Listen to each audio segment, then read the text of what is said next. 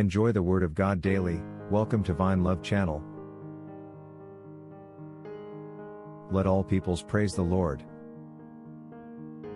Psalms 117, 1-2. 1. Praise the Lord, all you Gentiles. Laud Him, all you peoples. 2. For His merciful kindness is great toward us, and the truth of the Lord endures forever.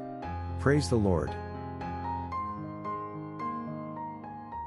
For those who have not come to Christ for salvation, there is a real reason to be worried, because there is so much uncertainties.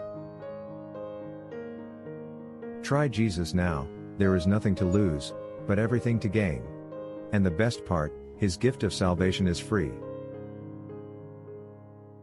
For God so loved the world that He gave His only begotten Son, that whoever believes in Him should not perish but have everlasting life. John 3:16. Repent from your sins today, and put your faith in Christ. Tell Him, Lord Jesus, I come to you a sinner. Please forgive me.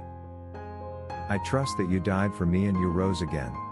Please save me and grant me eternal life. Amen. Whatever happens to you, you will spend eternity in heaven with Jesus Christ.